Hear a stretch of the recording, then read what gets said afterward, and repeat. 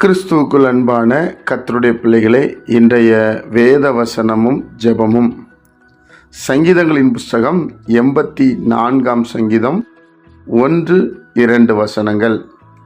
சேனைகளின் கர்த்தாவே, உமது வாசஸ்தலங்கள் எவ்வளவு இன்பமானவைகள்! என் ஆத்துமா கர்த்தருடைய ஆலய பிரகாரங்களின் மேல் வாஞ்சையும் தவணமுமாயிருக்கிறது. என் இருதயமும் என் மாம்சமும் ஜீவனுள்ள தேவனை நோக்கி கம்பீர சத்தமிடுகிறது என்று இங்கே கர்த்தருடைய பிள்ளைகளே கோகாகின் புத்திரருக்கு சொல்லப்பட்ட சங்கீதம் என்று எழுதப்பட்டிருக்கிறது. கர்த்தருடைய சந்நிதி, தேவ பிரசன்னம் நிறைஞ்ச இடம், அவருடைய வாசஸ்தலங்கள். எங்கெல்லாம் கர்த்தரை ஆராதிக்கிறாங்களோ, எங்கெல்லாம் கர்த்தரை மகிமைப்படுத்துகிறாங்களோ அது இன்பமானது என்று எழுதுகிறார். அது மாத்திரமல்ல, என்னுடைய ஆத்துமா கர்த்தருடைய ஆலய பிரகாரங்களின் மேல் வாஞ்சையும் தவணமுமாயிருக்கிறது. தேவனுடைய ஆலயம் எப்படி இருக்கிறது? தேவனை ஆராதிக்க எவ்வளவு ஜனங்கள் வருகிறார்கள்?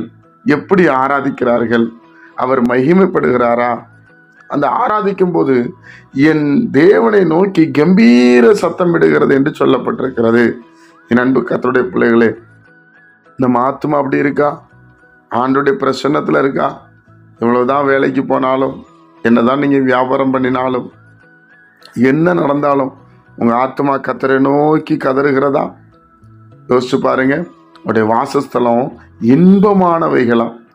அப்படின்னா அவருடைய சமூகம், வாசஸ்தலம்னால அவருடைய சமூகம், தேவனுடைய சமூகம்.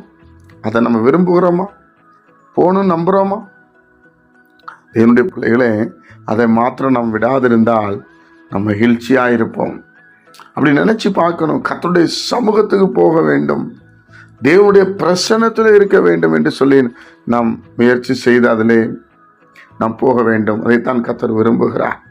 அப்படி இருந்தால் நம்ம இருதயம் மகிழ்ச்சியாக இருக்கும். எதை கண்டும் பயப்படாது, எதை கண்டு சோர்ந்து போகாது. நான் பயப்பட வேண்டாம். ஜெபிப்போமா?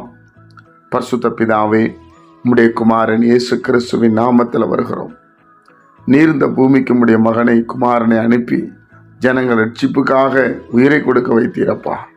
இன்றைக்கு நாங்கள் எல்லாம் கர்த்தரை ஆராதிக்கிறோம் என்பால், ஆண்டவரே, உம்முடைய விலையேற பெற்ற அந்த உயிர் தான் ஆண்டவரே. ஆண்டவரே, உம்முடைய வாசஸ்தலம் எவ்வளவு இன்பமானது. நாங்கள் அந்த வாசஸ்தலத்தில் வந்து உம்மை ஆராதித்து உம்மை உயர்த்த நிற்கிற விஷயம் கேட்கிற பிள்ளைகள் ரட்சிக்கப்படட்டும், சமாதானம் உண்டாகட்டும், மேன்மை உண்டாகட்டும். பிள்ளைகள் மேலே தெய்வ பிரசன்னம் இறங்கி வரட்டும். எங்களை தாழ்த்தி உடைய கரத்தில் ஒப்புக் கொடுக்கிறோம். பெரிய காரியங்களை செய்யும். துதிகர மையம் நீர் எடுத்துக்கொள்ளும். இயேசுவின் மூலம் ஜெபிக்கிறோம் பிதாவே. ஆமென்.